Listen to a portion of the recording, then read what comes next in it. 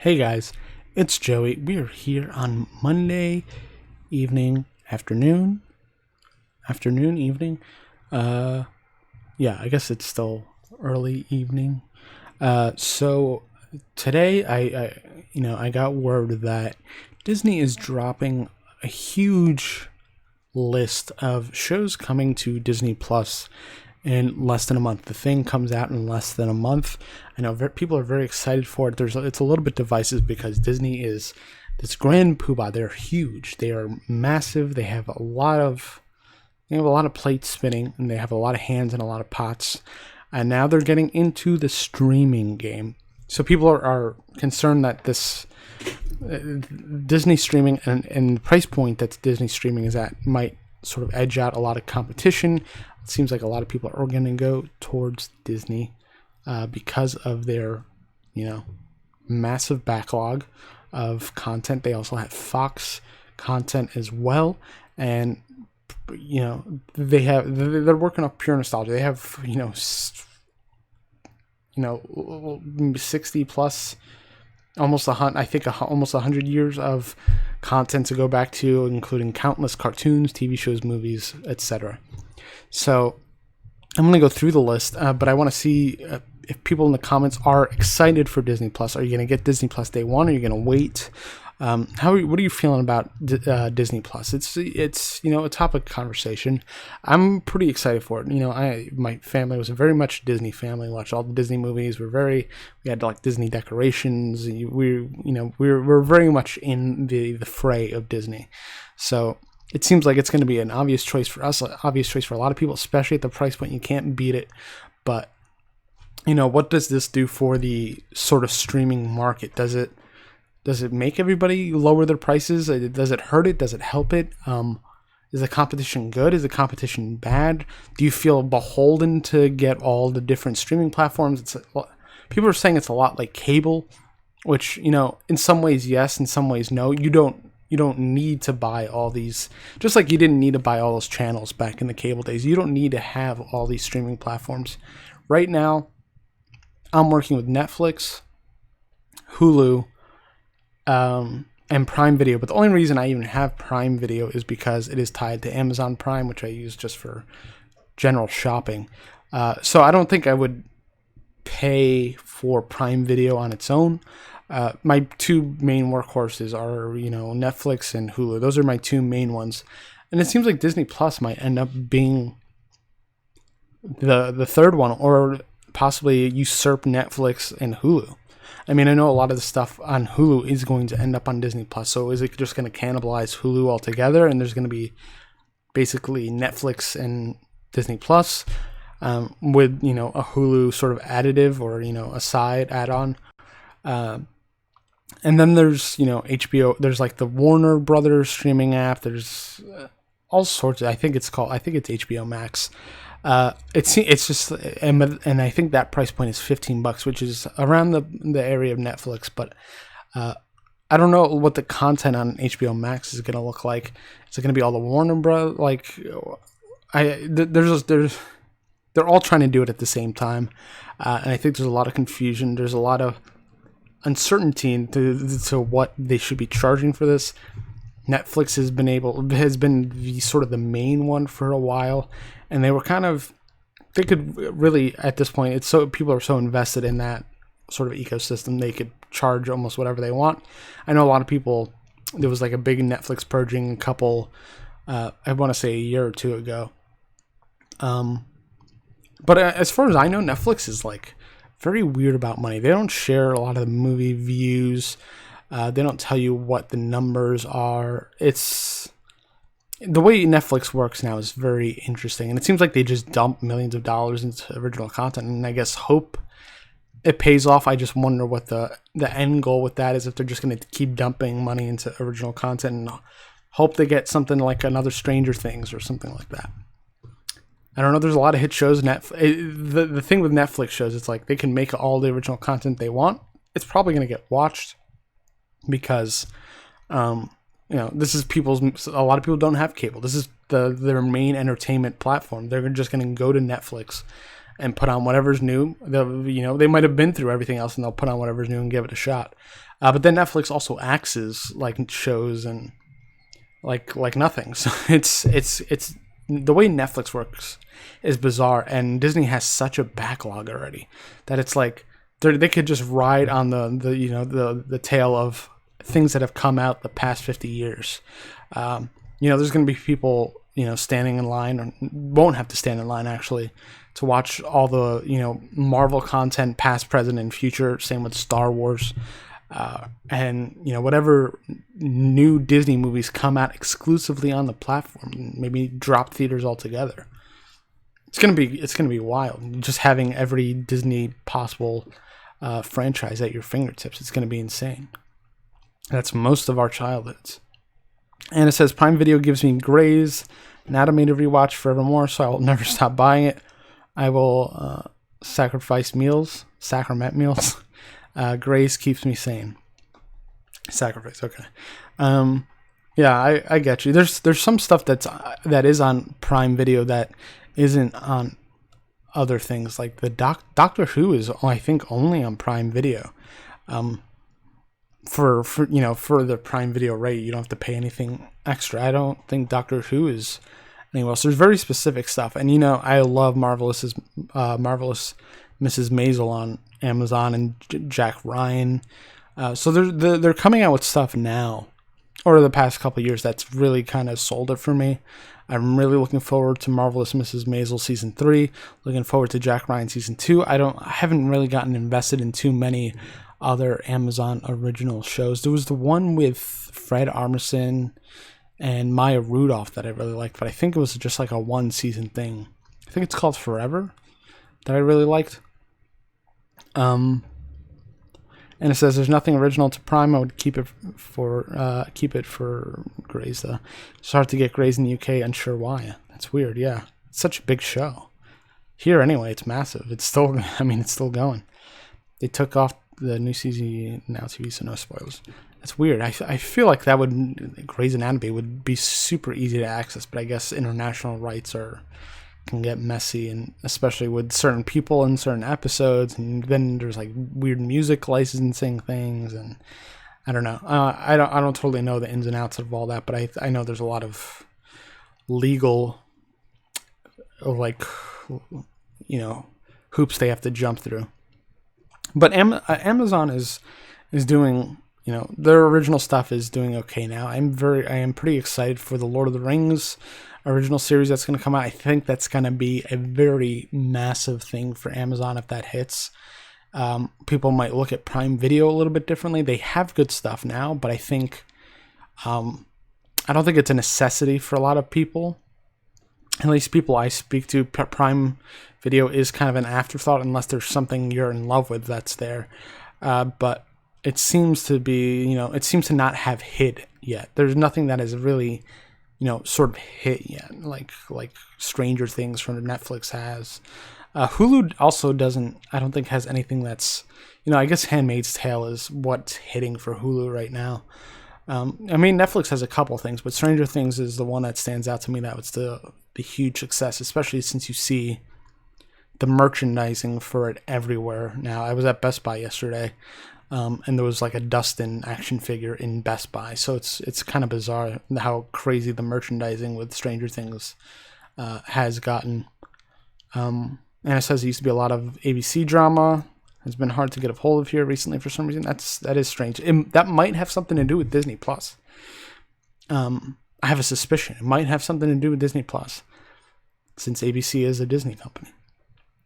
Anna says, do you watch The Affair? It's big in the US and I love it. Need to watch a new season. I do not. Handmaid's Tale's on regular TV there. Huh. I didn't know that. Yeah, it's a Hulu thing here. So yeah, maybe that sort of the lack of ABC stuff is just in preparation for Disney Plus. Maybe it'll just be easier to get things overseas via Disney Plus. I don't know. Let's see what they unveiled a long list of stuff that's going to be coming to Disney Plus today. Basically on their Twitter, they just went down the line There's something called Fuzz Bucket. I vaguely remember that. That's from the 80s. Mr. Bugatti, I guess. The Adventures of Winnie the Pooh, Willow, of course. Cinderella 2, Cadet Kelly, Disney Plus original with Christy Carlson Romano and Hilary Duff. That's a great one. Fantastic Four from the 90s. Gargoyles. I was a big fan of Gargoyles when it came out in the 90s. Let's see. Let me go over to the original thread. They're also going to be releasing the live action Lady and the Tramp on Disney Plus. So it's pretty. There's going to be a lot there, guys. A whole lot there. Anna's saying now TV has gotten rid of literally everything made by ABC. Happened in July. The only thing you get ABC here is Sky Witness, and that's expensive. I think it's probably because it's coming to Disney Plus. That's just my suspicion. But I guess we'll see. Is there sort of a full list anyway? I want to see a full list. Not that I'm going to go down the full list, but I'm just curious how much, if there's an actual number day one. So it's $7 a month or $70 for the year. It might be better just to do for the year. So yeah, they're going to have stuff like Snow White. They're going to have the classics. Snow White, Pinocchio, Swiss Family Robinson from the 40s, Fantasia, Dumbo, Bambi, Saludos Amigos. Wow. The Three Caballeros. I used to watch that all the time. Miracle on 34th Street. Melody Time, The Adventures of Ichabod and Mr. Toad. I need to watch Ichabod because that is a Halloween staple. Ichabod Crane. Cinderella, Treasure Island, Alice in Wonderland, Peter Pan, 20,000 Leagues Under the Sea, Davy Crockett, Lady and the Tramp original. Let's see, Old Yeller, The Sign of Zorro. Jeez, The Emperor's New Groove. There seems to be no rhyme or reason to the way they roll these out. Xenon, the sequel. if you're a 90s, early 2000s Disney Channel watcher, Xenon was sort of a big deal. I forget the lead actress's name. Lizzie McGuire, which is a staple. Recess School's Out, the Recess cartoon movie. Lady and the Tramp 2, The Luck of the Irish, another good Disney Channel original. Atlantis, The Lost Empire, good movie. Princess Diaries. That's going to be huge, being able to watch the Princess Diaries in one spot. Milo C says, yeah, I want to see full list. I want to see a full list. They're like, the way they're rolling out it is super weird. These are like, the way they rolled it out in this Twitter feed is bizarre. Halloween Town 2, Calabar's Revenge, which would be good around now, but I guess we'll have to wait. You'll have it for next year. Monsters, Inc. Although you can, I believe there's already a Disney app out where you could watch the Halloween Town movies. And it says, used to love the Princess Diaries. I still love that movie. It's great. Monsters, I can't wait for the new one. Double Teamed, wow. Forgot about that movie. I was into that movie too. It was two sisters that played basketball. Yeah. Hunchback of Notre Dame 2 that I totally forgot existed. The Rookie, obviously Star Wars, Attack of the Clones, Kim Possible, Lilo and Stitch. Let's see. So that seems to be like a lot of the ones they announced today. Let's see if there is a full list anywhere. Disney doesn't have the full list on their site from the sound of it, but we are getting The Mandalorian that's coming out soon. Here's, these are the list of the original programming coming to Disney Plus. There is The Mandalorian, The Lady and the Tramp live action movie. There is a Noel Christmas movie, I think with Bill Hader. High School Musical, the musical series. Marvel Hero Project, I'm not sure what that is. The World According to Jeff Goldblum, which sounds like a lot of fun. Monsters at Work, which has it's like in the Monsters Inc. font, which is going to be interesting. Then Marvel has WandaVision, The Falcon and the Winter Soldier, The Loki Show, What If, and then there's Star Wars The Clone Wars. Milo C says, any word on the Obi-Wan series? I'm pretty sure Ewan McGregor's coming back for that. I'm pretty sure that's the last thing I heard, that he is going to be. I think they announced it at the Disney convention D23 that Ewan McGregor is going to come back to reprise his role as Obi-Wan. I mean, I believe this is taking place, in between Return of the Jedi. Oh wait, maybe it's taking place in between. Actually, I need to look that up. I mean, it's a good question.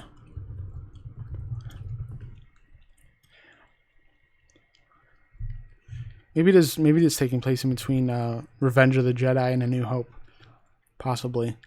Let's see. Actually, it seems like news broke yesterday. It's official. Ewan McGregor is to return as Obi-Wan Kenobi for Disney Star Wars TV.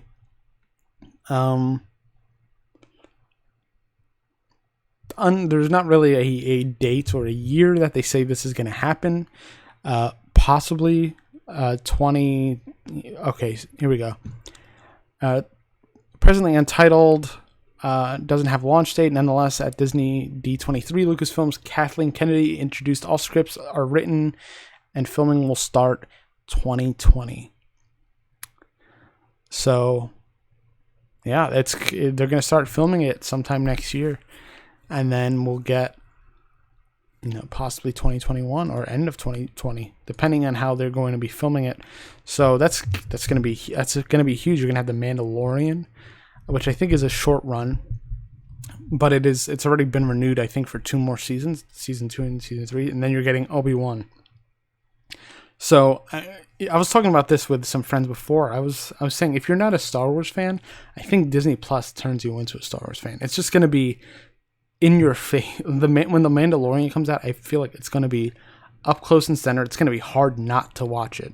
They're going to kind of promote the hell out of it. Whenever you open the app, it's going to say The Mandalorian, watch now, kind of like Netflix does. So anybody who wasn't a Star Wars fan before or wasn't a fan of the films for whatever reason might watch The Mandalorian, might have this character that they could sort of sit with for a couple episodes, a couple seasons, and really get invested in the world and maybe come into Star Wars through that. I think Disney is pretty set on making every living creature on this planet a Star Wars fan and a Marvel fan. So this is their, they're putting all their, chips in. This is going to be the next thing. This is going to be the thing for Disney for a long, long time, I think. Unless this completely bombs, which I highly doubt it will. This is going to be massive. And I'm excited. I am excited for Disney Plus. I know it's like Disney is like this overlord of the entertainment industry, and they're kind of dictating the way things work.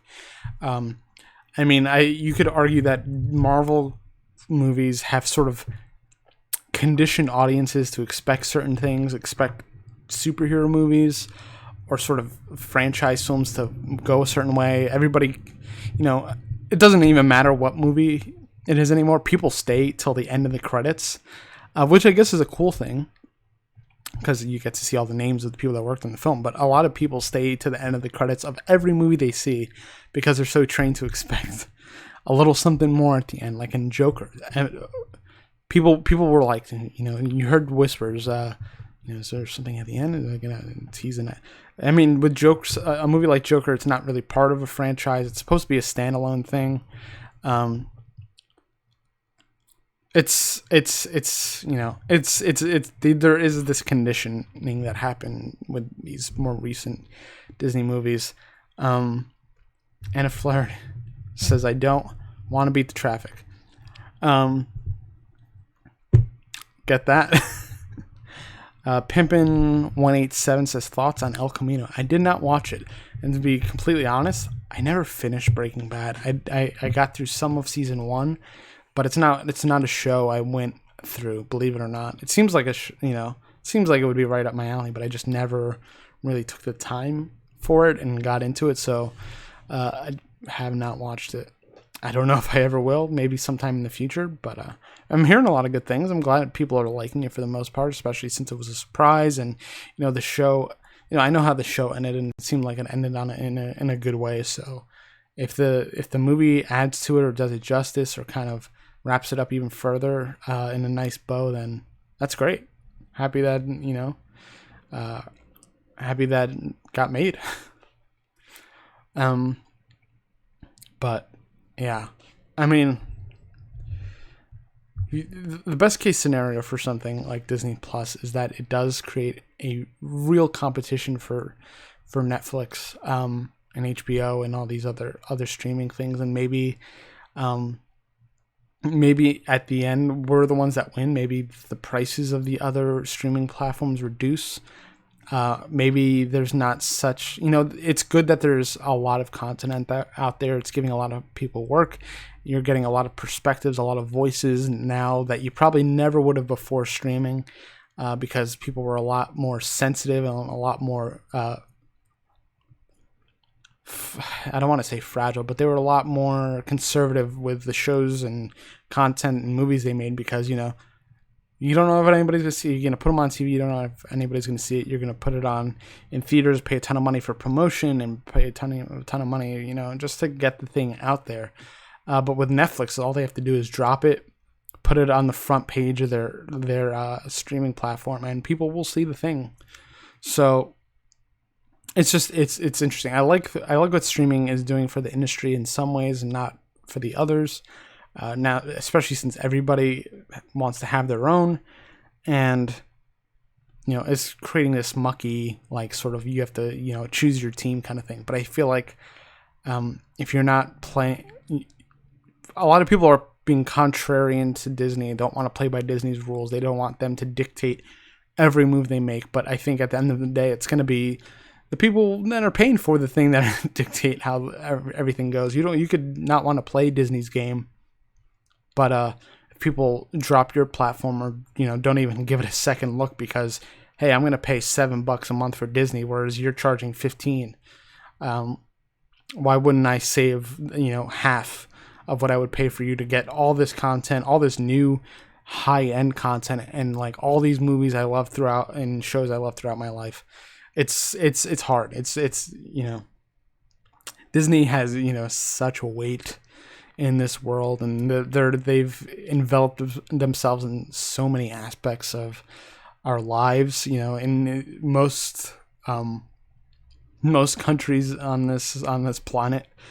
So Disney is just they've gotten you from birth till whatever stage in your life you are now. So it's hard to deny Disney. You're emotionally invested in Disney as a name and a brand, and invested in their films, and they make good films. It's not like Disney's making getting by with garbage product. Everything is most of the stuff they make is substantial because they have the funds to make it substantial and to hire the best people, and even to take some risks where they want to. But even the risks they take are very well thought out. They kind of especially with their Pixar films, a lot of them could be a little touch and go, but they have weight and people feel them and they become a part of their lives. So like Disney just has sort of culture by the cojones, if you don't mind me saying.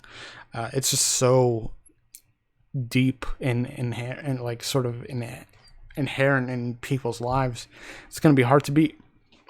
It's going to be hard to, like, it's there. They've just had that power for so long, and a lot of these people don't want to play their game, but people with the paying for the thing are going to want to go to Disney. Like it's hard to convince them otherwise. What are you going to pay $15 for? Sort of decent content, but you could pay $7 to get your whole childhood on streaming, plus brand new stuff in the worlds you're already invested in. It's like a no-brainer for most people. Pimpin says, hope Disney doesn't kill off every other streaming platform. They already have killed Star Wars and everything on Fox. See, that's the thing. That's the worry that, in, trying other companies trying to compete and maybe lowering their prices, does that kill the opportunity to make original content because they're not getting the revenue they did? So is Netflix not going to make, not going to try new content, try different stuff, because they've been good about that. They've been good about trying stuff that's sort of out of the box, and sort of original and different. And they've been able to do that because they've been sort of uncontested for so long and have gotten tons of money in the meantime. But if they have to, start charging less, maybe you don't see as much of that original, maybe edgy kind of shows or movies, because they need to play it a little safer. They need to make sure they maintain, subscribers and, increase subscriber growth. And we know people like this specific thing, and maybe you'll see, another reboot of a reboot, because people will keep coming back for that stuff. And at the end of the day, you're kind of telling with your dollars that you support these companies, and they seem like large. Disney is a large conglomerate. Netflix not so much so, but it's weird to think of Netflix as a smaller company. But to compare it to Disney, they are. They are the little guy compared to Disney, and it's like, and Hulu's already pretty much Disney anyway, so it's going to be interesting. The next year, you're going to see a lot of strange stuff happening. Maybe other streaming platforms take more risks to try to get people on board. Maybe they become more conservative to try to maintain what they have and maybe slowly build. It's going to be interesting to see what how these other platforms respond to Disney Plus, especially at that price point. It is very affordable, and it's going to be hard to beat at the end of the day. So I'm curious to see how this is all going to work out. It's very exciting. Can be very scary. It might lead to some great things. It might lead to some not so great things. You might see a lot of stuff fall off. I'm just worried about, stories not being told because people are playing it safe, because they want to compete and they don't want to lose people. So I want to see more original stuff. I want to see edgier stuff. I want to see out of the box kind of stuff. And I feel like if people aren't paying for that kind of, stuff, then that goes away and we don't get the, all these, Netflix taking a shot on certain stories, or other streaming platforms. And that's the biggest that's the most upsetting thing for me. I still want to, I like the way things are going. I like that there is this I like that there's a lot happening. I like that there's a lot of content. I like that there's a lot of variety. It can be overwhelming for a consumer, but it's giving, the chance to, it's giving, countless filmmakers and storytellers chances to tell their story. Netflix is buying up properties and, paying to get these films and shows made, and, Hulu's trying that as well. And so is Amazon. So it'd be sad to see those things go, and maybe people in the industry have less jobs. People right now have it pretty good. But this also might make, competitions, best case scenario, competition is so great that Netflix reaches out for even more content, even more strange and atypical stuff. Maybe they become the home of the original, the sort of the atypical kind of storytelling or story or whatever. Maybe they become the voice of it could manifest in that way, instead of maybe Netflix just plunging into darkness, or Hulu or whatever, HBO Max, and plunging into darkness because they can't compete. It might not, take a turn for the better, but I guess we'll see. It could, go back and forth over the next couple of years.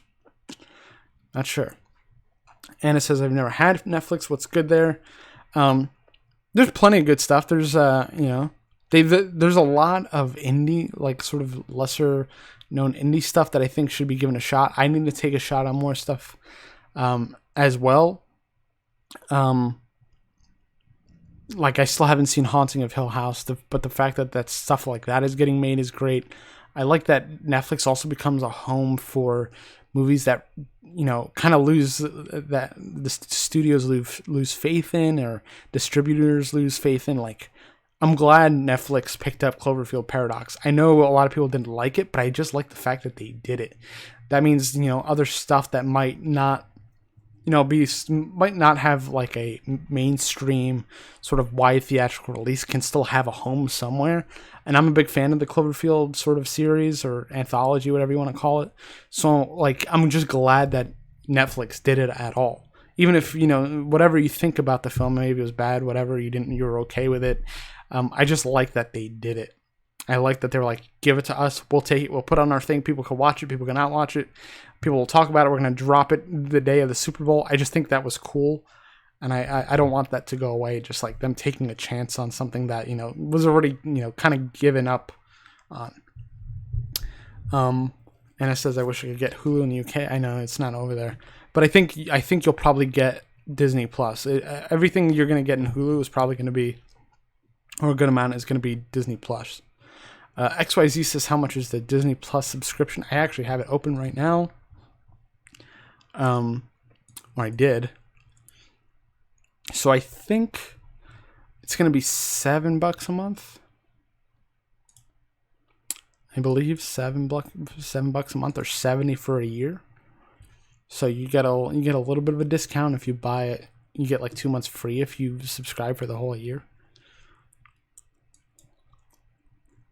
Now it's not loading for me. Let's see. Okay, there we go. Yeah, $7 a month, $70 for the year. And it says, I wish someone had done that with Utopia when it got canceled. Best show to come out. I remember Utopia. I think I actually have it on DVD somewhere. Pimbin says, new Star Wars trailer tonight during Monday Night Football. Oh, maybe I'll have to get back on later tonight then. I have to go I'm going to make some burgers for dinner, so I'll have to get off soon.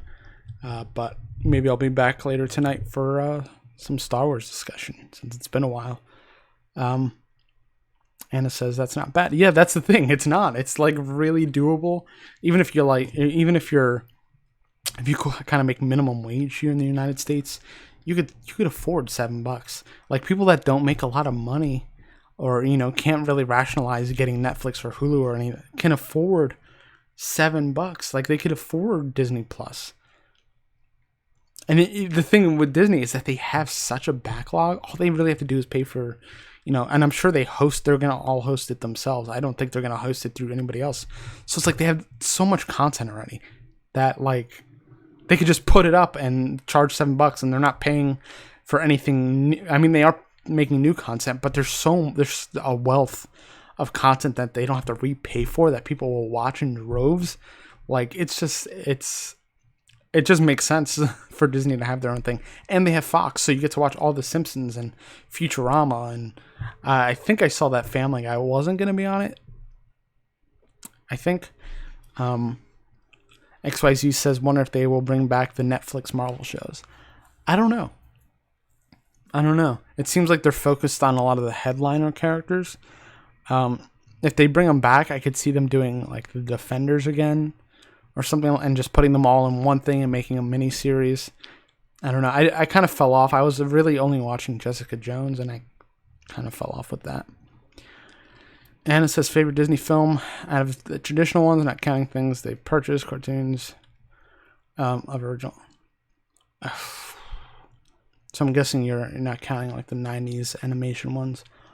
So the first one that comes to mind, and this is very much, I guess, of my generation, the first Toy Story movie. When that came out, that was just the movie. That was like my only movie that I would watch. I mean, you had Tom Hanks and Tim Allen, Tim Allen was also Santa Claus to me at that time because of he was in the Santa Claus. So I think I would say, you mean I have the traditional one, so like pre-80s? I mean, if we're going with the animated, like the like the 90s, like 80s, 90s, I'd probably go Aladdin. Lion King is up there too. Lion King, Aladdin, and I was a huge fan of Hercules. Like Hercules did it for me. So I don't know if Pixar Disney counts. So maybe I don't know if Toy Story counts. I guess that would be my favorite Pixar movie. But yeah, whenever I think of Disney, I think of those 90s animated musical movies. But yeah, Aladdin, Lion King, Hercules, Little Mermaid, all great. Haven't seen Hercules. Yeah, Well, you know what? When Disney Plus comes out, you're gonna have to watch Hercules. It's a good one. I had a Hercules like birthday party when I was like 7 or whatever. Whenever that came out, I still remember it. Came with little action figures. Very cool. All right, guys. I think I'm gonna wrap it up here. If we are getting a new Lion King 2 is very underrated. To be honest, I agree with you. I was super obsessed with Lion King 2. I remember McDonald's had like little Lion King 2 plushies. Yeah, like McDonald's had Lion King 2 plushies, and my friends in like grammar school or whenever that came out were like obsessed with it, and we made like our parents take us to McDonald's several times.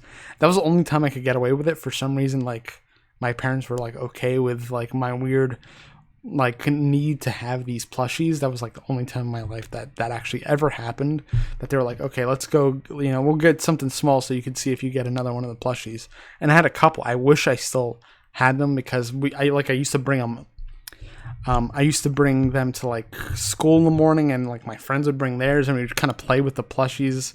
We were like really obsessed with them. But it was. I wish I still had them. I might still have them somewhere, but they were great. And it says there's another Lion King. There's 2, I believe. There's Lion King 1.5 and Lion King 2. Lion King 1.5 is just a Timon and Pumbaa story. They're all pretty good. Like I 1.5 is okay. I think 2 is pretty good. I enjoyed it. And it says Disney is my thing. I'm out of my depth. Well, you should watch Hercules. Hercules is fun. Hercules has sort of sassy singing. Fates. No, they weren't the Fates.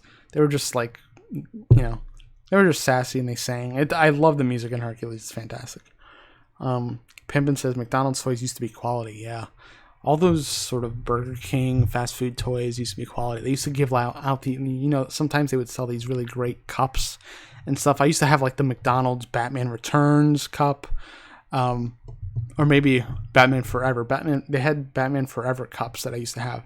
I wish I still had it, because I would love to do a video about like vintage like fast food toys and like merchandise, because I think there was a lot of like cool stuff. The last thing I remember that was really cool that came out was Burger King did these Lord of the Rings like chalices that lit up that were pretty cool.